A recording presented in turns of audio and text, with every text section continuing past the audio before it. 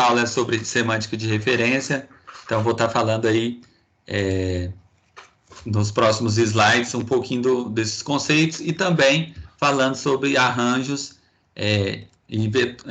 ou seja, que é também dado o nome de vetores e matrizes na linguagem Java. Bom, então, primeiro vou falar desse conceito aí de semântica de referência, que basicamente na linguagem Java vocês vão... ela não é uma linguagem que tem ponteiros, então ela adota essa semântica de referência quando você cria tipos, né, na linguagem. E quando fala, o outro tópico da aula é sobre arranjos. Tá? E aí, dentro de arranjos, entra vetores e matrizes.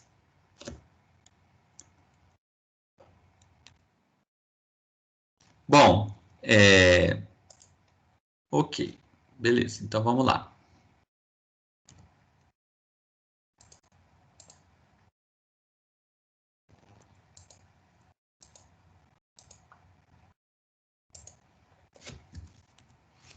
Bom, pessoal, então, em Java, né, como eu estava dizendo, não tem essa noção de ponteiros, né? Igual, por exemplo, na linguagem C, a gente tinha ponteiros, né? Então, você poderia, por exemplo, se você precisasse armazenar um texto, na linguagem C, você criava lá um ponteiro para char, e aí você armazenava esse texto, né? Não sei se vocês lembram lá, você fazia uma alocação dinâmica de memória, utilizava lá o malloc, aquela função malloc, alocava dinamicamente a memória, e aí você depois liberava aquele ponteiro, você dava um free naquele ponteiro, né?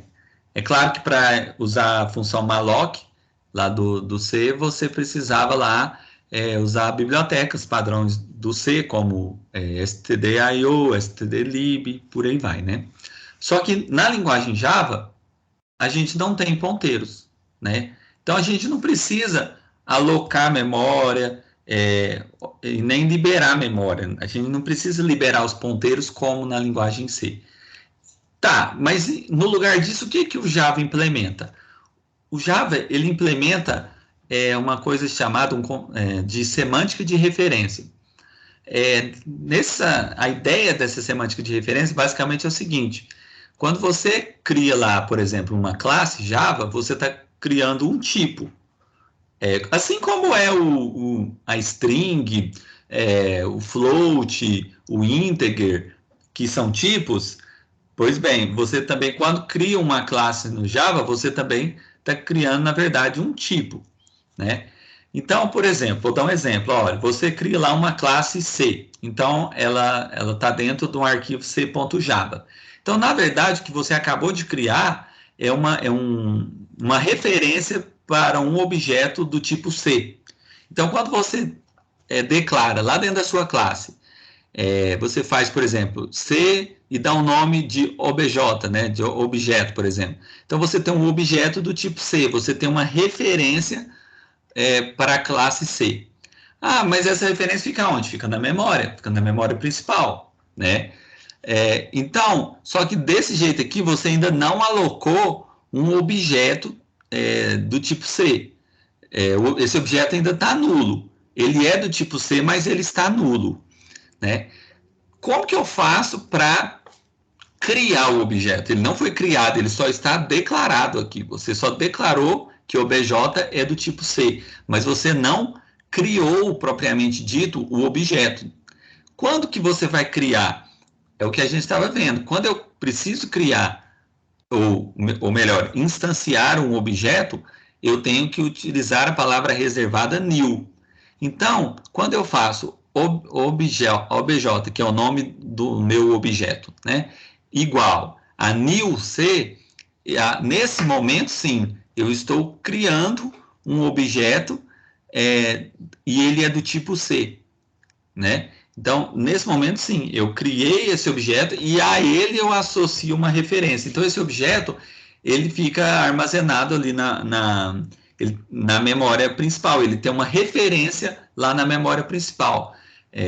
Então, geralmente, a memória principal, né, ela trabalha com endereços em hexadecimal. Então, é como se você tivesse lá uma posição de memória, que é um endereço de memória lá, que é em hexadecimal, né, que é uma base numérica, igual tem a base decimal, você tem a base hexadecimal, né, que é um endereço de memória. Professor, você tem um objeto ali naquele endereço de memória. Oi? Quando você cria um objeto assim, aí ele pode ser tanto inteiro quanto float ou se não char? Sempre quando você... No caso, vamos pensar não nos tipos primitivos, vamos pensar... porque tipos primitivos, você não precisa dar nil neles, né? Quando a gente declara, por exemplo, um int, você não faz... você não vai usar nil, a palavra reservada nil, por quê? Porque os 8 tipos primitivos que a gente viu na aula passada, ou retrasado, não me lembro. Bom, esses são, que é int, float, lá, char, a gente não faz nil neles, né? Então, porque eles já são tipos primitivos, eles já existem na linguagem, então é diferente de criar um objeto, entendeu? É isso que eu estou falando. Agora, as classes empacotadoras desses tipos primitivos, sim, aí elas são objetos. Por exemplo, a integer, você faz new integer, porque você está chamando a classe empacotadora, mas você não faz new int, entendeu? É diferente, porque o int é tipo primitivo. Mas quando eu falo aqui, ó, eu estou falando de uma classe C lá que você criou. Então você criou public class C lá no seu código e declarou os atributos e métodos daquela classe. Pois bem, quando você, em outra classe, por exemplo, na classe principal do seu programa, você declara um objeto que é do tipo C, então quer dizer que você está armazenando um objeto num endereço de memória, né? Então você vai ter uma referência para ele na memória. Entendeu? Então, assim, só peço que vocês diferenciem. Assim, estou falando assim, quando você declara uma variável, por exemplo, int a igual a 10, você também, o a está ocupando um endereço de memória também. E dentro daquele endereço de memória também está armazenando o valor 10, né? A diferença é que com o tipo primitivo você só não vai usar o nil, a palavra reservada nil, porque não é um objeto. Mas no final das contas, tanto tipos primitivos quanto objetos, eles têm um lugarzinho na memória para eles. Vamos pensar assim, aí fica mais fácil. Tanto uma variável do tipo int, quanto um objeto do tipo C, eles têm um endereço de memória para eles. Eles têm uma referência lá na memória, tá bom? Assim fica mais claro. A diferença é que no objeto, para criar, a gente tem que usar nil. No tipo primitivo, não precisa usar nil, porque o compilador já entende. Bom, então vamos pegar um exemplo aí mais didático para ilustrar isso. Imagine então que você cria 2 objetos, o A e o B. Todos são do tipo C. Ou seja, você obviamente tem que ter uma classe C.java lá no seu projeto, tá bom? Com o método, um ou mais métodos construtores, os gets e sets dessa classe C lá, tá bom? Perfeito. Quando você faz A igual a new C, você criou um objeto A e armazenou ele num endereço de memória. Quando você criou o objeto B, você criou um outro objeto. Então, ele está num outro lugar na memória, em um outro endereço de memória. Então, é como se fosse ilustrar dessa maneira. Aqui é o objeto A. Então, A vai apontar para cá, que é um endereço de memória. B é outro objeto e vai estar apontando para outro lugar na memória. Ele vai estar num outro endereço de memória, né? Por quê? Porque A e B são objetos diferentes, então eles têm valores de atributos diferentes. Aí você fala, Eduardo, mas ambos são do tipo C. Ambos são do tipo C. Só que não deixam de ser objetos com IDs, com identificadores diferentes, entendeu? Cada objeto é único, ele é independente. O compilador entende que o A não tem nada a ver com B. Agora, quando ou seja, entende como algo independente. Mas quando você faz A igual a B, aí não. Aí você está aqui num comando, esse terceiro comando aqui é um comando de atribuição. Então você está fazendo o quê? Está apontando A e B para o mesmo endereço de memória. Como se fosse isso aqui, ó. Você está apontando, você está colocando, falando B aponta, B e A aponta para o mesmo lugar. E aí, o que acontece? O A e o B vai apontar para o mesmo lugar e você acabou sobrescrevendo o A, né? Por quê? Você falou A aponta para onde que B aponta? O B está apontando para esse laranja aqui. Então o A também vai apontar para esse laranja.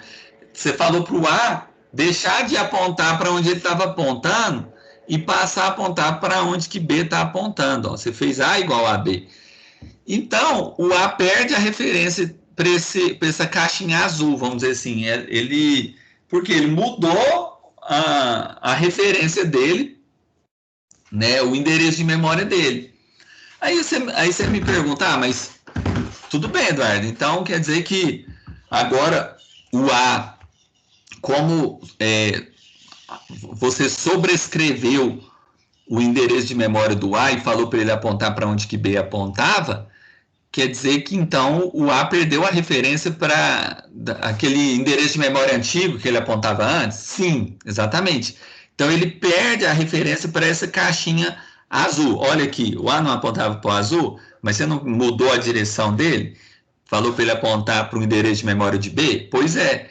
Então o A, com isso, ele perde a referência antiga que ele tinha. Então, é como se o A deixasse de apontar para essa caixinha azul. Aí, a pergunta que não quer calar. Tá, mas então, o que vai fazer? O que acontece com aquela região de memória que foi inicialmente alocada pelo A? Aí que tá.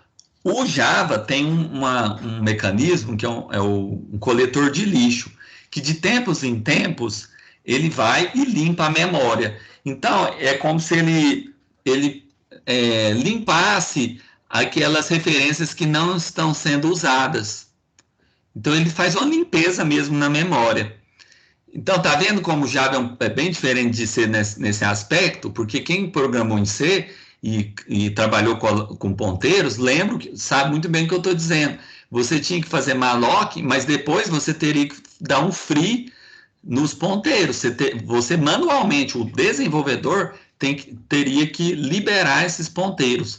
Já no Java, não. O programador não tem que liberar ponteiro, até porque não tem ponteiro no Java. Não existe ponteiro, existe referência. Eles adotam essa semântica de referência. Então, de tempos em tempos, o coletor de lixo faz o quê? Ele é como se ele fosse escalonado, um processo que vai sendo escalonado ali. Passou, sei lá, meia hora ou uma hora, ele vai lá, não, deixa eu limpar a memória. Ele mesmo limpa, o Java mesmo tem esse mecanismo, eles chamam de garbage collector, ou no caso, a tradução para português, coletor de lixo, que fica limpando essa memória. Então, isso faz com que o programador não tenha que se preocupar mais em gerenciamento de memória. A própria máquina virtual Java, a própria JVM, já tem o coletor de lixo que limpa essa memória para a gente. Então, facilita demais na nossa programação. É uma coisa a menos para se preocupar durante a programação. Né? Então, nesse caso, esse objeto azul aqui, o coletor de lixo iria retirar ele, entendeu? Iria limpar isso. Iria desalocar, vamos dizer assim, esse espaço que ele estava ocupando, o coletor de lixo iria limpar. Por quê? Porque não tem ninguém mais apontando para ele. Não tem mais ninguém apontando para ele, então ele está pendente na memória. Então, o coletor de lixo fala, já que não tem ninguém apontando para ele, eu vou limpar isso da memória. Vou desalocar essa região que está sendo ocupada. Então tá, agora, uma vez que a gente entendeu essa ideia aí da semântica de referência, vamos tentar olhar aqui para esse programa a seguir, escrito em Java também, que são duas classes, basicamente esse programa. A classe principal, que é a que contém o meu método main, né? E a classe maluca, que é aquele desse exercício que ela visa mostrar algumas coisas interessantes aqui da linguagem. Então, primeiro, ele está mostrando a classe maluca lá. Então, ele criou a classe, ele deu o nome de classe maluca e criou aí dois atributos privados e inteiros, né? Então, está usando o tipo primitivo aqui. Então, são dois dados inteiros. Essa classe maluca, ela tem um construtor vazio, que é o construtor padrão. Lembrando que uma classe pode ter um ou mais construtores, essa tem dois. O construtor padrão, que não recebe nenhum parâmetro e não tem nada no corpo. Lembrando que o corpo do método é o que está dentro do envolvido pelo abre e fecha chaves. E aqui é um outro construtor, onde ele recebe dois parâmetros inteiros, né? E aí você tem os você trocou de tela ou você está indo semântica de referência? Eu já passei por exercício. Ué, a minha não trocou, não. Ah, esquisito. A minha trocou. Pode ser um probleminha na internet. Quando é assim, pode ser que seja, sabe? Bom, então, ó, voltei para essa classe maluca. Bom, aí você tem os gets aqui dessa classe. Então, ó, basicamente, ela só recebe dois inteiros. Imagina você receber lá o número 3 e o número 5. Beleza, você passa como parâmetro dessa classe. Ela só faz isso. E tá vendo? Eu tenho um get para cada número. Então, eu tenho um get para o primeiro número inteiro que eu passar e um get para o segundo. Tá vendo os comandos de return aqui dentro dos gets? Lembrando que todo get, né, pessoal, tem um comando de return. E outra coisa, não recebe nenhum parâmetro aqui. Beleza. Agora, ele criou uma outra classe, que é a classe principal, e nela tem o método main. E aí, dentro desse método main, ele criou 3 objetos do tipo classe maluca. Tá vendo? Porque quando você, na linguagem Java, especifica os objetos separados por vírgula e fala que eles são do tipo, por exemplo, classe maluca, você está criando... nesse momento que você apenas declarou que existem 3 objetos que são do tipo classe maluca, mas você não instanciou esses objetos, você não criou propriamente dito esses objetos. Quando que eu vou criar? Quando eu usar a palavrinha reservada new. Então, quando eu faço new classe maluca aqui no objeto A e depois new classe maluca no objeto B, então eu passo aqui 2 inteiros, 10 e 20, depois 50 e 100, tá vendo? Então, o que acontece basicamente? O que acontece é o seguinte, que quando você cria o objeto A, ele vai, quando você fez um new classe maluca, você chamou esse segundo construtor aqui e passou 2 atributos para ele. D1, que vão ser recebidos aqui no D1 e no D2. Então, quer dizer que o objeto A, o D1 dele vale 10 e o D2 vale 20. No objeto B, o D1 não vale 10, o D1 vale 50 e o D2 vale 100. Então, tá vendo? Esses objetos são diferentes. Inclusive, eles, mais do que isso, eles ocupam regiões de memória, endereços de memória totalmente independentes. E endereços de memória diferentes, inclusive. É como se for, fazendo analogia com aquelas caixinhas que eu mostrei nos slides anteriores, é como se o objeto A fosse a caixinha laranja e o objeto B a caixinha azul. São objetos independentes, eles não compartilham nada entre si. Pois bem, então eles, depois que criou esses 2 objetos, eles fizeram um print line aqui, no dado 1 e no dado 2, chamando o método get, tá vendo? Por que ele tem que chamar o método get? Porque dado 1 e dado 2 são atributos privados. Então, para eu acessar olha lá, tá vendo que dado 1 e dado 2 são privados? Como que eu acesso atributos privados de uma classe? Através dos métodos get. Então, beleza. Ele fez um get dado 1 e get dado 2.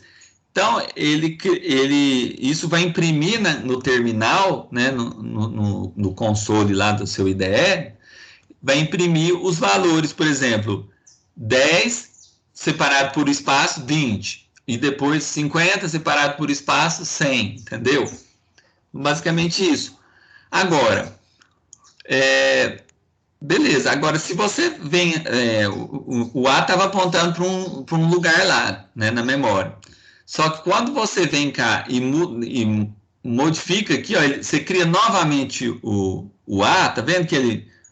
Olha que esquisito esse código. Você já não tinha criado o A aqui? Por que você vai fazer new classe maluca aqui de novo? Por isso que ela é maluca. Você já instanciou o objeto, por exemplo, nessa linha, não já? Por que você está fazendo de novo? Instanciando o mesmo objeto de novo? Porque esse exemplo é para mostrar para vocês que quando você faz isso no Java, ou seja, você vai usar o mesmo objeto, só que você vai estar criando ele novamente, você vai estar... É como se você estivesse apontando para um outro lugar na memória e sobrescrevendo o valor antigo, entendeu? Então é como se o valor antigo que apontava fosse apagado e fosse sobrescrito com esse novo aqui. Então o A passou a apontar para um outro lugar, né? E aí eu te pergunto, mas o que acontece com aquele antigo A lá que apontava para aquela região de memória antiga? Vai ficar solto na memória, vai perder a referência. E aí, uma hora o coletor de lixo, né, de tempos em tempos, ele vai lá e limpa essa memória. Então ele vai lá e dá um jeito de limpar para a memória, assim, não ficar sobrecarregada, né? Você usar um recurso e outro recurso você nem está usando, mas está lá ocupando memória, né? Não é legal isso. Se você não está usando mais, você tem que liberar aquela memória, né? Porque senão aquilo vai ficar ocupando espaço desnecessariamente. Por isso que o coletor de lixo é muito legal. Ele vai e vê quem que está ocupando espaço ali na memória desnecessariamente e ele vai lá e limpa aquilo.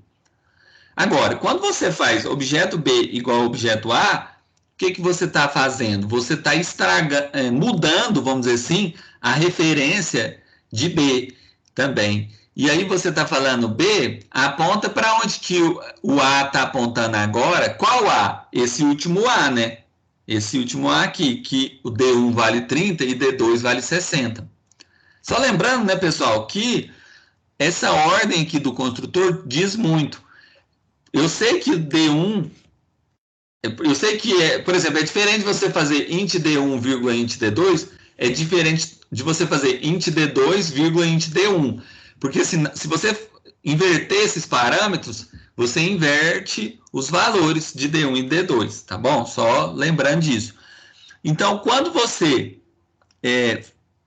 apontou B para onde que o A está apontando, você também perdeu essa antiga referência que B tinha. Ou seja, onde D1 valia 50 e D2 valia 100. E aí o B passa a apontar para esse novo A aqui. Aí você fala, mas então essa referência antiga do B vai ficar solta na memória também. Vai ficar lá solta, alocada sem ser usada. Aí a máquina, o coletor de lixo fala, não, isso aqui ninguém está usando, não. Foi só alocado, mas ninguém depois fez nada com isso. Aí o coletor de lixo libera essa memória. Então por isso que é chamado de classe maluca, que ele ficou brincando com essas referências, percebam? Fica mudando as referências. Não aponta mais para cá, não, aponta para cá. E por aí vai. Bom, beleza. Aí, agora, né, a gente entra numa segunda parte aí da aula, né, que já é um outro assunto, né, que é sobre arranjos, né? Bom, se alguém quiser perguntar alguma coisa antes da gente ir para arranjos, ou fazer alguma pergunta, eu posso falar, eu posso tirar aqui rapidinho. Professor, você pode voltar naquela tela do construtor? Daquela classe que você estava fazendo? Aqui, voltei. Uhum. Eu voltei nela, você consegue ver?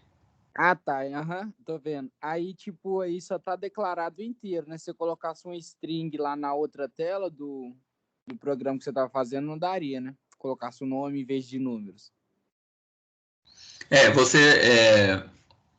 Não, assim, tô falando assim, aqui esse exemplo usou só inteiros, mas eu poderia declarar tranquilamente uma string aqui, por exemplo, private string dado 3, por exemplo, só que aí meu construtor eu teria um int e depois uma string, né? E aí no meu programa aqui, eu poderia fazer 10, 20 e aí eu passar uma string aqui como terceiro parâmetro. Daria para fazer também. É o mesmo. É, Não, é a eu tô mesma falando, coisa. eu não entendi essa parte. Só Eu que só se eu. falei, no lugar desses números, se você colocasse o string, vai dar erro, né? No lugar desses números aí, Vai, sabe? Na hora vai dar erro. Por quê? Porque o construtor está esperando inteiro. inteiros. Se você colocar uma string aqui, dá erro. E a string, né, é sempre informada entre aspas dupla. Como aqui está falando que é inteiro, então aí você não pode informar as aspas duplas. Se você informar, vai dar erro. Aí, mas Entendi. como que eu conserto esse problema? Uai, você tem que ter uma, vamos dizer assim, uma coerência. Se você declarar aqui como string, entre aspas, dupla, também vai ter que declarar os construtores como string. Também, tá bom? Então, assim, o jeito que você declara no construtor diz muito como que vai ser no momento de chamada da classe, né?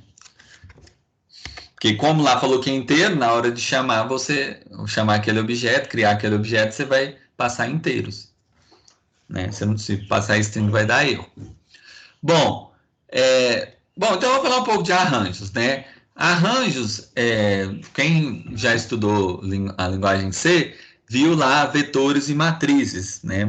E aí, arranjos é um nome que serve tanto para vetor quanto para matriz. Né? Outro nome que a gente, às vezes, vocês já viram na literatura é chamar de array, né? Vetor, array, tudo a mesma coisa, arranjo, entendeu? É tudo sinônimos. Então, eu gosto de, às vezes, chamar vetor e matriz, porque eu chamo a matriz que é aquele... A matriz tem linha e coluna, né? O vetor não, o vetor só tem linha, né? Então, basicamente isso. Então vamos falar dos arranjos. Que aí, ou seja, vamos falar tanto de vetor quanto de matriz, né? Porque os vetores são arranjos unidimensionais, eles só têm uma dimensão, enquanto que as matrizes são arranjos, vamos dizer assim, bidimensionais, eles têm duas dimensões. Então vamos lá. Então, no Java, a gente pode criar arranjos, a gente pode criar lá vetores, matrizes e tudo mais. Como que funciona isso?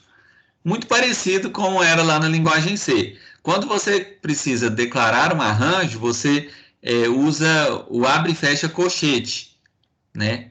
Junto ao tipo do elemento, né? Então, por exemplo,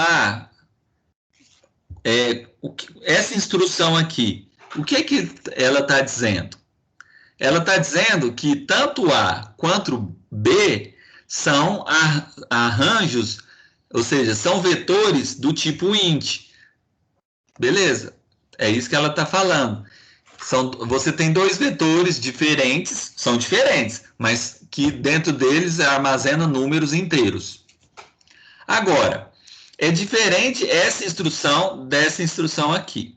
Por quê? A segunda instrução, basicamente, você declarou um vetor e depois você declarou uma variável, certo?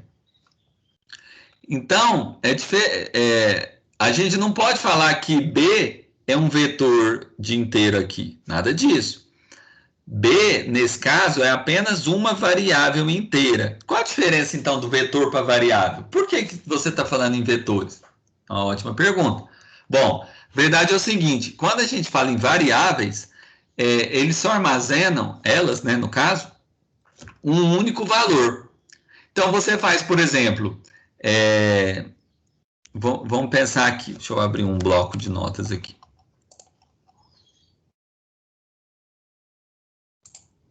Quando eu faço int a igual a 10, eu declarei uma variável a inteira e joguei o valor 10 dentro dela.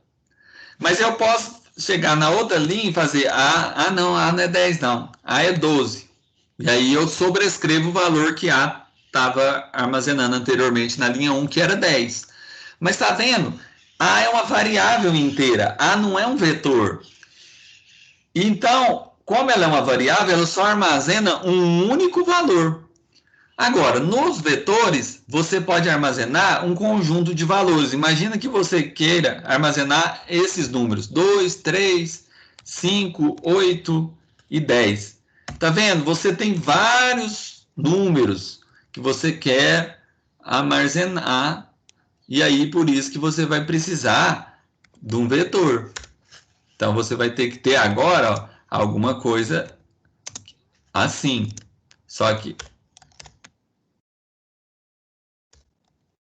isso aqui, por exemplo, é um jeito de você... você pode até informar aqui o 1, 2, 3, 4, 5. Então, você fala B5 igual a isso aqui. Então, isso aqui é uma maneira de... Inclusive, eu acho que no Java você nem precisa falar aqui o coisa nesse caso. Ele já entende que você tem um vetor de 5 elementos inicializado. Tá? Então, vamos lá. Vamos voltar aqui para... Então, vocês entenderam a diferença, né? Aqui, você armazena vários números inteiros. E B é um vetor inteiro. E já inicializado. Aqui não. A é apenas uma variável. Então, aqui a diferença...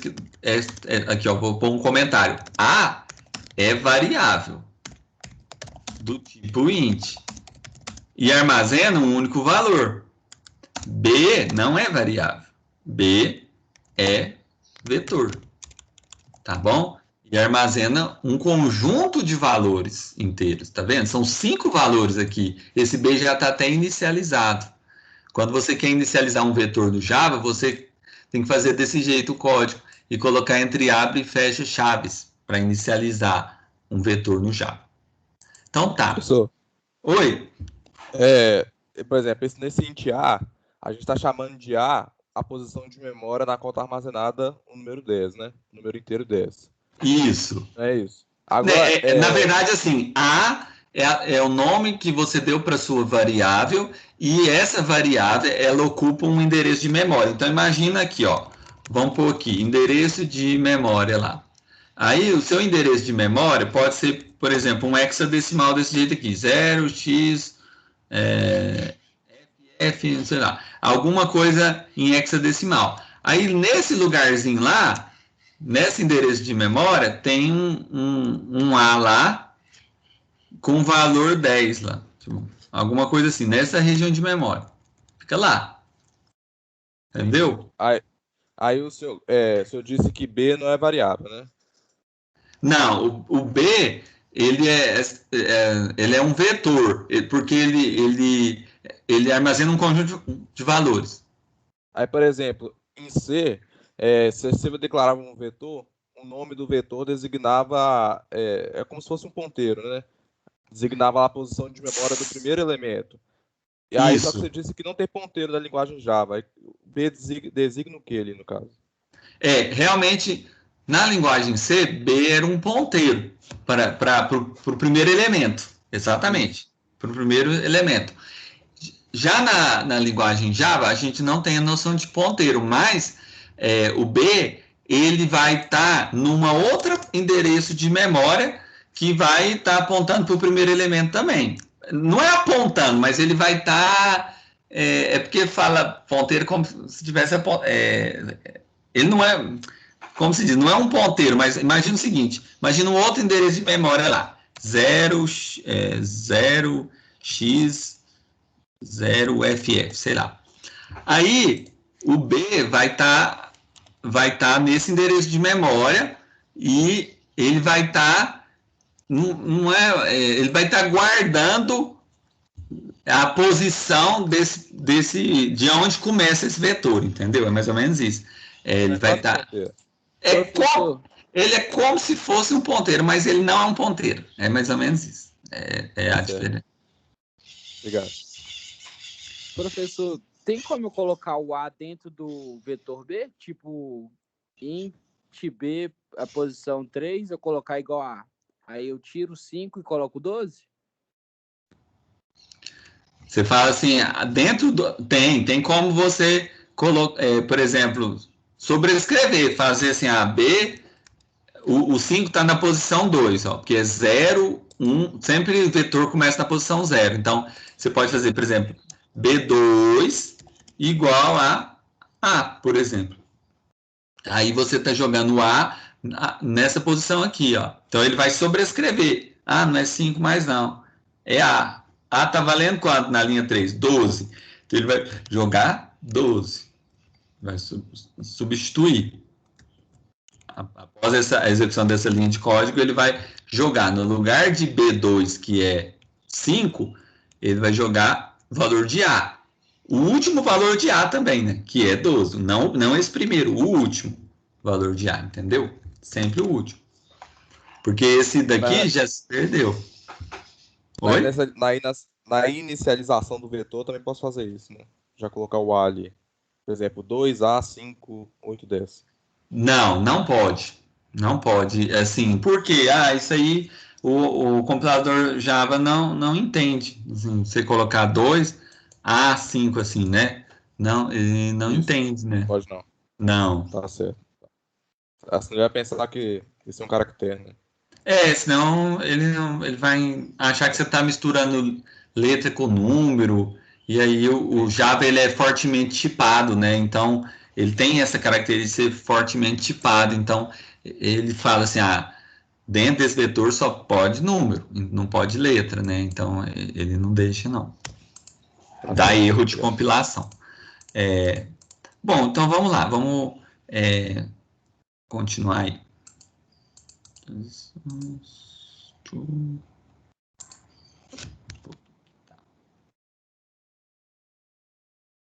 Então tá. Então, assim, esse slide aqui é só para mostrar, né, que é diferente você declara dessa maneira do que você declara dessa forma, porque aqui B é vetor, tanto A quanto B são vetores, e aqui não, apenas A é vetor, B não é, B só vai conseguir armazenar uma única valor aqui, porque ele é uma variável. Então, assim, tomar cuidado, né, na hora que for declarar, para ver o que vocês querem. Se todos sejam vetores, ou só um ser vetor, o outro ser variável, né? Então, são instruções, são comandos diferentes, tá bom, pessoal? Então, vamos lá. Como que eu crio um arranjo no Java, né? Ou seja, um vetor, por exemplo, de inteiros. Eu quero armazenar lá um conjunto de valores inteiros. Como que eu faço? Primeiro eu tenho que declarar o vetor, mas eu declarei aqui, ó. Imagina que eu falei que A é vetor de inteiro, beleza. Então você declarou, mas veja que declarar é diferente de você criar de fato o vetor, entendeu?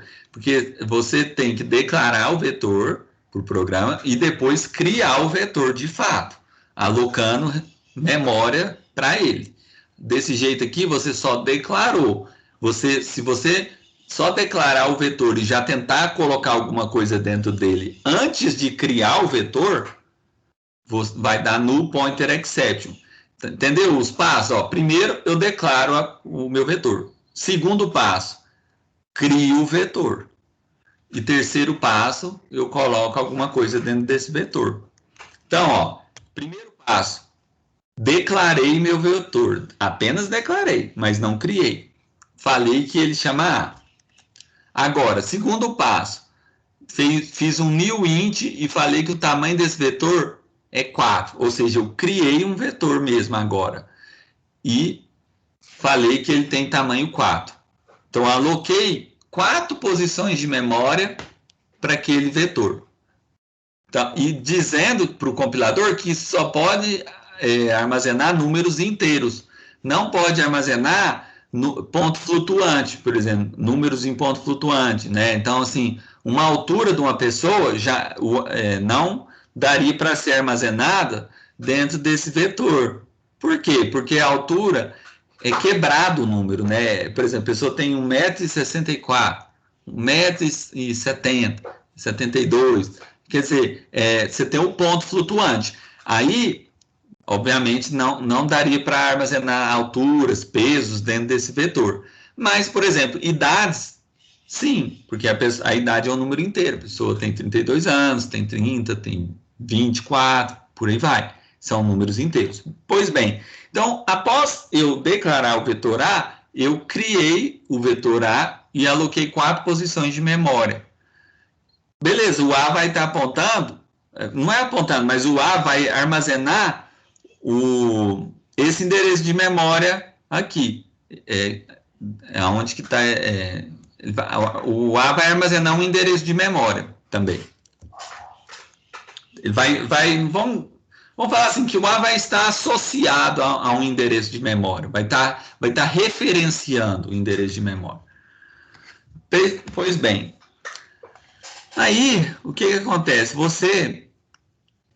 Aí você fala, mas eu posso então, depois que eu criei o meu vetor de inteiros, eu posso jogar, por exemplo, A na posição 0, fazer igual a 5? Pode. Aí você vai colocar o número 5 aqui nesse lugar, né? Então, se eu faço A na posição 1 igual a 2, ele coloca o 2 aqui. Como que eu indexo um vetor? Eu indexo um vetor usando colchete, igual eu estava fazendo lá. Você faz o nome do vetor, colchete, dentro do colchete você fala posição, e aí dentro daquela posição você vai estar jogando um valor, né? Então, igual aqui, ó, você tem B é o nome do vetor. Quero indexar B, ou seja, acessar uma posição específica de B. Isso é indexar. Como que eu indexo? Usando colchete também. Só que aqui vai a posição mesmo que você quer alterar especificamente. Lembrando que sempre começa da 0. Então, você está falando que na posição 2 desse vetor B, você quer jogar A. Então, tá. Agora, vamos lá. Eu posso, ao invés de declarar um vetor inteiro, eu posso declarar um vetor de objetos? Pode. Né? Então, por exemplo, você pode, imagina a nossa sala. São, sei lá, vamos pôr aí, 30 alunos, tem até mais, mas vamos pôr, são 30 alunos. Ok. Então, eu poderia fazer o seguinte, cada um de vocês é um objeto do tipo aluno. Por quê? Porque cada um de vocês tem um nome, tem um número de matrícula diferente, tem uma data de ingresso no curso diferente, por aí vai. Então, é como se cada um de vocês fosse um objeto diferente, do tipo aluno. Beleza. Então, se a gente está falando numa classe aí com 30 alunos, são 30 objetos, concorda? Do tipo aluno. E se eu quisesse colocar isso tudo dentro de um vetor, tem como? Sim, existe no Java um conceito chamado vetor de objetos, onde você pode colocar, ao invés de simplesmente números dentro do vetor, você pode colocar um objeto inteiro lá dentro. Isso é muito legal, né? Então, por exemplo, aqui ele declarou um vetor do tipo aluno e ele criou o vetor do tipo aluno falando que ele tem 20 posições. Então, nesse vetor A, ele consegue armazenar 20 objetos do tipo aluno.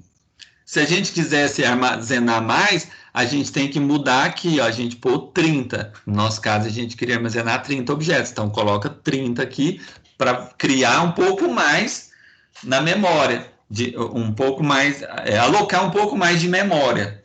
Então, falar, não. Oi. E antes disso, ele teria que criar a classe aluno igual a gente estava fazendo nas outras aulas? Sim. Isso, lembrando que esses códigos, né, eles são meramente didáticos, então, assim, eu não coloquei todo o código aqui, né, porque senão ia ficar muito ruim, né, para vocês visualizarem no slide. Mas, pessoal, vocês, para fazer esse código aqui, vocês certamente têm que criar antes a classe aluno completinha lá, declarar os atributos da classe, por exemplo, número de matrícula, nome, declarar os construtores, os métodos get, set, né? Então você tem que ter declarado a classe aluno, você tem que ter um arquivo aluno.java ali com essas informações, né? Então ele foi lá, falou que é um vetor de objetos do tipo aluno, tá vendo?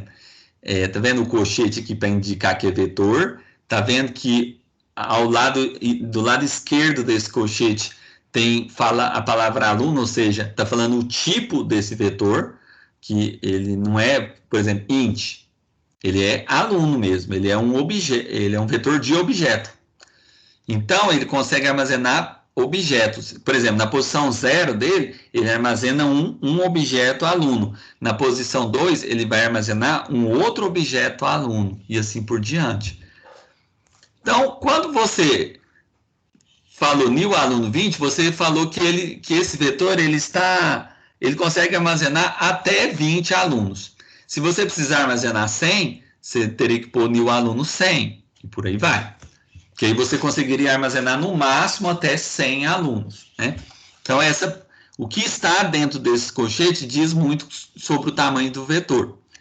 Quando eu faço o nome do vetor e indexo ele e falo que na posição 0 eu estou criando um objeto aluno, tá vendo? Eu estou fazendo um new aluno, falando que esse é o aluno, é o João, com a matrícula A5678. E estou jogando isso dentro da posição 0, eu estou criando um objeto inteiro lá e jogando, associando essa posição.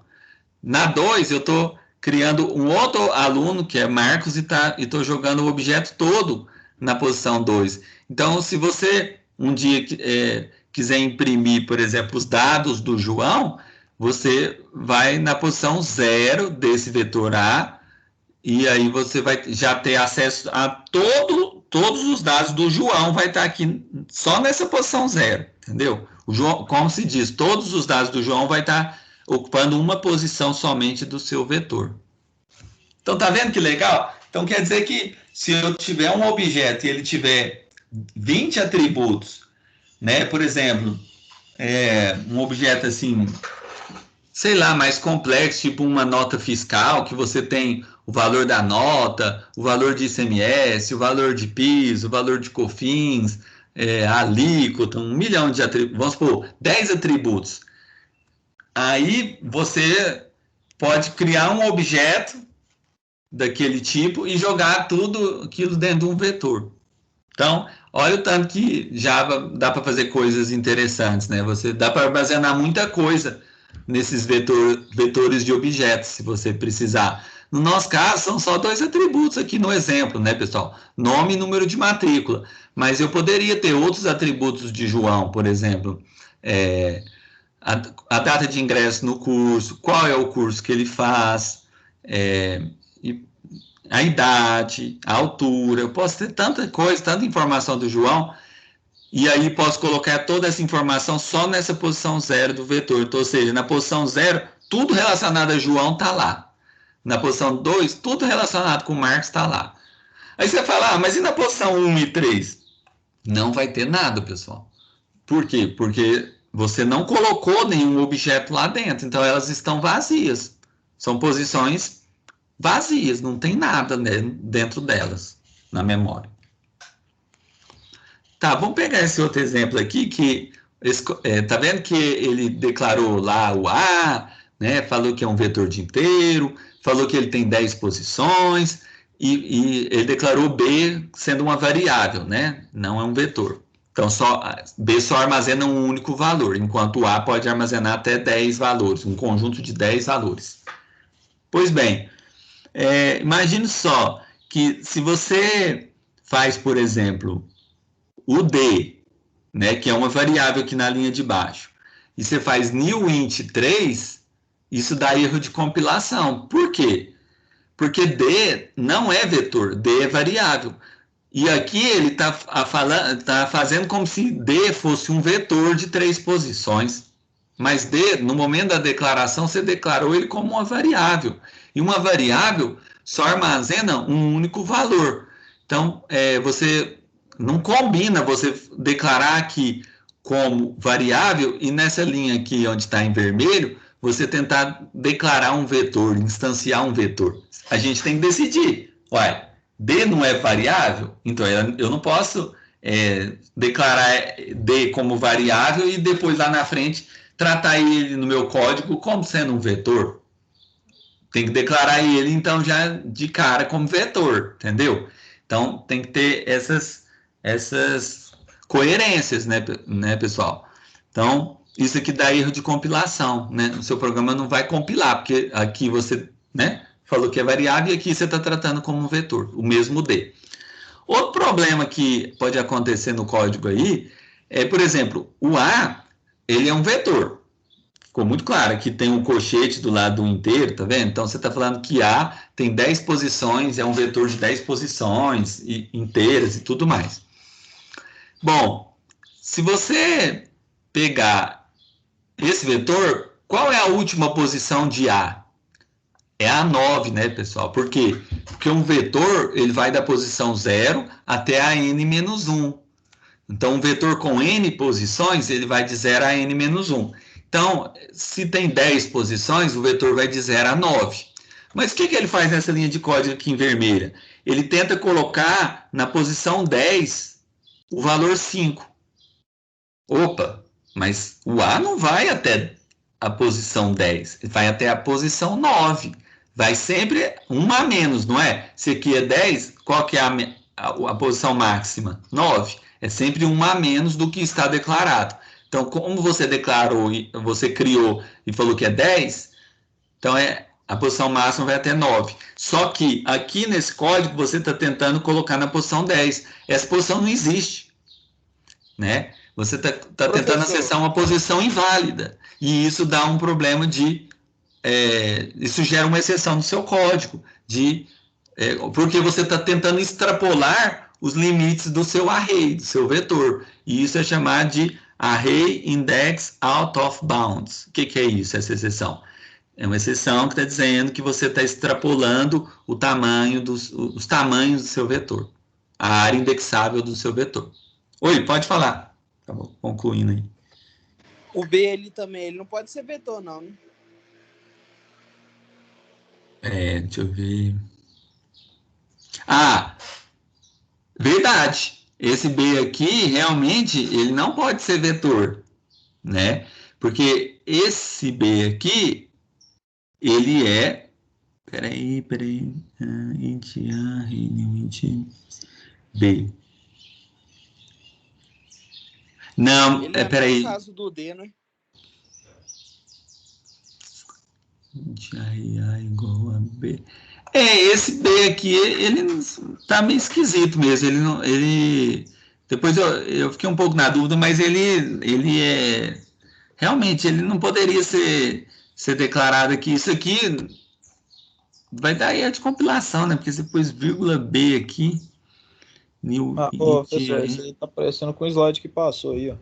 Quando você tinha colocado aí então... colchete, colocou A, e você falou que os dois eram vetores. Não, na verdade, ó, igual isso aqui, ó. B desse jeito é apenas um inteiro, né? Não, de então, cima. Mas o tipo lá. tá int Aquele e slide colchete. mesmo. Volta lá naquele slide, professor. Esse aqui? Uhum. Não, o outro que você tinha acabado de sair. Não, você tava mostrando int, esse aqui, o B. Uai, que eu tava mostrando, eu acho que era esse aqui mesmo. Não, é mais passado. Aí, ó. Passou, aí. Porque aquele lá tá igual esse de cima aí, ó. Então. Então, ele tá falando que B é int array A, vírgula B. No caso... porque lá ele declarou o A e inicializou o A. Aí ele não inicializou o B. É bem nesse caso aí mesmo que o menino falou aí. Mas B é arranjo. Ali não dá erro, não. Ali tá certo. Só que ele tá certo. iniciado, né? Tá certo. Na linha de baixo ele inicia o B. Exatamente. Não está errado do código aqui, não, pessoal. Ele só está. Aqui o que aconteceu é porque ele deu uma. Ficou um código tão assim, ficou meio confuso esse código, assim, geralmente. Mas basicamente, ele criou o A como vetor e inicializou o A, né? E já falou, ó, A, você tem 10 posições, por exemplo. Você é um vetor de 10. E B, ele não inicializou, mas B é um vetor também, de inteiro, né? Então, assim, nesse caso aqui, tanto A quanto B são vetores de inteiro. Só que apenas o A tem o tamanho 10, porque o B ele foi só declarado como um vetor inteiro, mas ele não foi inicializado ainda. Só que nessa linha 3, ele foi inicializado. Aí fala, não, B também tem, como é que chama? Tem tamanho 10, entendeu? Então, assim, é porque, como ele ficou depois, tá vendo que ele ficou por último lá? Acabou que ele não foi inicializado. Aí, então, só que na linha 3, aí sim, ele vai ser inicializado, e falou 10 aqui, poderia ser 15, por exemplo. Então, essa linha aqui realmente não dá problema, tá? Não tem erro de compilação, nem essa, nem essa. Não tem nenhum erro no código aqui, não. A diferença, né, é igual aquele exemplo lá, daquele slide que eu acabei de mostrar. Tanto A quanto B são vetores, só que aqui nessa linha 1, só A tem tamanho definido, B não. O tamanho de B só vai ser definido na linha 3. Bom, tem uma outra coisa também, um outro erro de programação muito comum que pode acontecer, às vezes vocês aí que já estão programando, vocês já podem ter se deparado com ele, que é o tal do null pointer exception, né? Que é a exceção de ponteiro nulo. Basicamente, o que é isso? É quando você tenta acessar um objeto que está nulo na memória. Então, por exemplo, aqui, você criou um vetor de objetos, tá vendo? É claro que você tem que declarar o A lá no seu código, né? Declarar a classe A. Então, você tem um objeto do tipo A. Ou seja, quer dizer que dentro daquele vetor só dá para colocar objetos que são do tipo A. Você não pode tentar colocar um objeto do tipo B ou C dentro desse vetor. Tem que ser sempre objeto do mesmo tipo. Tá? Vetor, uma propriedade de vetor é armazenar só elementos do mesmo tipo. Você não vai, por exemplo, pegar aqui e vai armazenar 2, aí você põe 3,5, 5.2, tá vendo? Por quê? Ou se não, colocar aqui 8, você está colocando, isso aqui é inteiro, isso aqui é float, isso aqui é string dentro do inteiro. Não, então se é inteiro, é inteiro, só pode armazenar números inteiros. Tá vendo? Todos os elementos têm que ser regulares ali, do mesmo tipo. Né?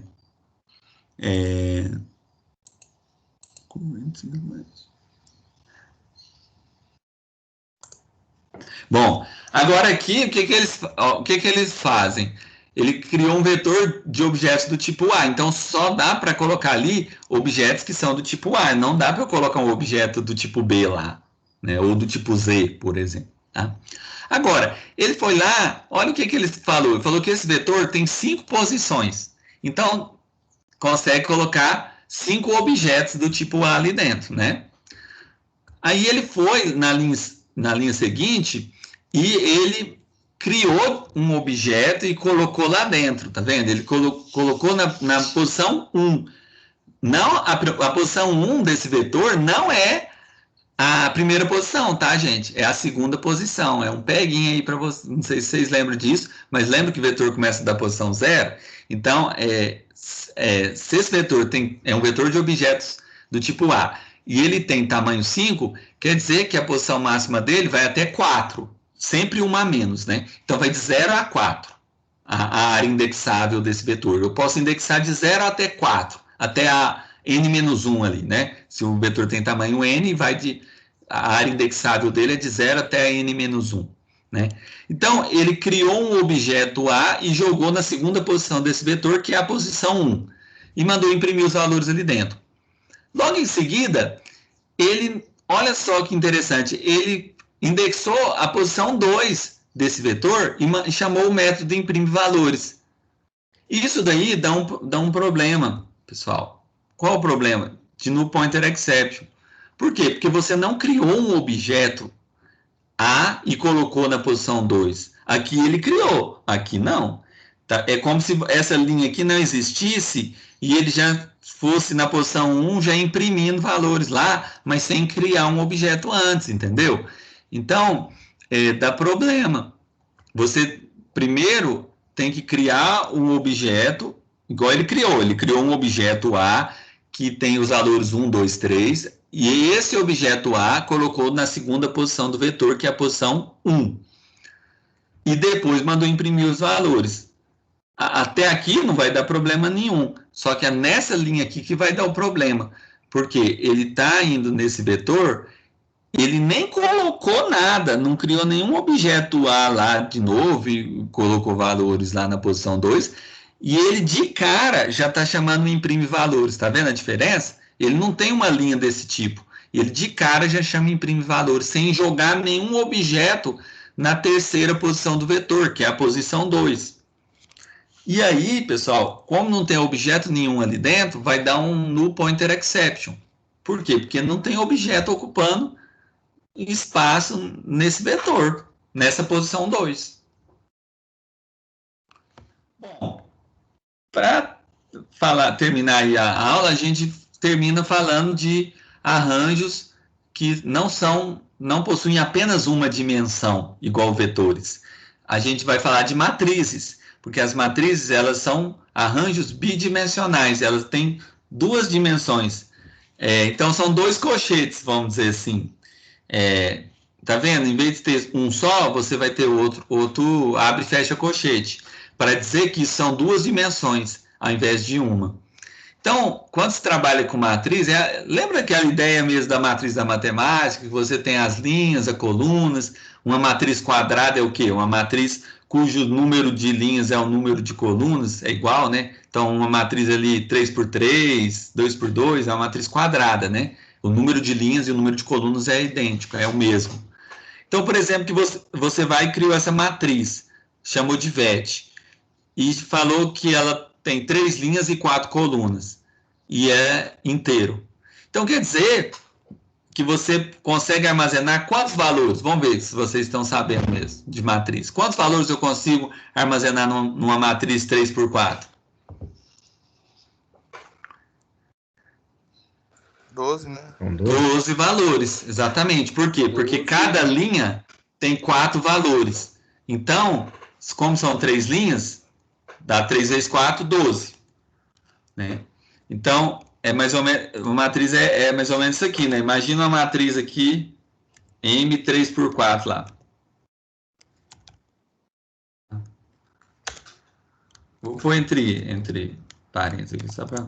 Então, a matriz, ó, 3 linhas e 4 colunas. Então, ó, 4, 1, 2, 0. 2, 5, 6, 7. 6, 7, 9, 0, 1, menos 1, 2, menos 3. Eu consigo armazenar 12 valores inteiros dentro dessa matriz, porque ela tem 3 linhas e 4 colunas. Não, então isso aqui ficou 4 linhas, tá errado. Então seria isso aqui, 3 linhas, primeira linha, segunda linha, terceira linha, beleza. 4 colunas, 4 aqui, 4 aqui, 4 ali, dão 12. Até poderia ter um número negativo aqui dentro, ó, por exemplo, menos 7, menos 2, porque são números inteiros, né? Mesmo sendo negativos, são números inteiros. Tá? Então, no universo aí dos números inteiros. Então, é assim que eu represento matrizes na linguagem Java. Aquela matriz lá que a gente aprendeu na matemática, pois bem, a gente consegue armazenar isso na memória, no computador, usando a linguagem Java. Então, esses arranjos bidimensionais, essas matrizes, né? Você pode, por exemplo, que ele declarou uma matriz, chamou de VET. E aí, porque tem gente que chama matriz, vetor, tudo na mesma coisa, né? Mas assim, chamou de VET. Seria um vetor bidimensional, né? Um vetor diferente, com 2 dimensões. Beleza, aí ele criou 2 linhas e não especificou a quantidade de colunas, tá vendo? Mas nas próximas linhas, eles falam, não, na linha 0 são 3 colunas, na linha 1 são 7 colunas. Então, você pode ter matrizes meio estranhas mesmo, ou seja, não necessariamente matrizes cujos números de linhas armazenam a mesma quantidade de colunas, igual essa daqui que é mais regular, né? Isso aqui é uma matriz regular. Todas as linhas armazenam 4 colunas, né? Agora essa daqui não. Eu posso ter uma matriz irregular. Essa linha armazena 3 colunas, essa outra armazena, por exemplo, 7 colunas. Eu posso ter isso, ó. Na primeira linha 3 colunas, na outra 7 colunas e por aí vai. Que é o exemplo que ele está mostrando aqui. Na primeira linha, na linha 0, ele armazenou 3 colunas e na linha 1, 7 colunas. É uma matriz irregular, ao invés de ser uma matriz regular. Dá para fazer isso em Java? Dá para fazer também. Matrizes irregulares. Tá bom? Então é isso. Né? Aí está uma bibliografia aí eu gosto muito desse livro aqui do Deitel, né? Já falei para vocês, o Java Como Programar, que hoje já está na 10ª edição, né? Aqui falou da 6ª edição, mas ele já está na 10ª edição. Vocês podem acessar aí também, né, a biblioteca aí do Cefet, né, para ter acesso lá também. Bom, e é isso, né? Eu acho que para não ficar também muita coisa, vamos por hoje eu vou só fazer então a chamadinha virtual aí. Vou pedir para vocês então digitar para mim, né, o nome de vocês aí no chat e beleza. Na quinta-feira a gente faz a aula de laboratório, né? E na terça a gente já faz a nossa primeira prova, tá bom? Que vai até a aula de hoje. Até a aula de hoje. Pode cair qualquer coisa. Pode me tirar uma dúvida da chamada? Sim. Enquanto o pessoal está digitando a chamada, eu realmente vi aqui que o Lucas, né, me colocou uma dúvida lá. Deixa eu ver aqui. É a mesma coisa de fazer int é igual a 0b.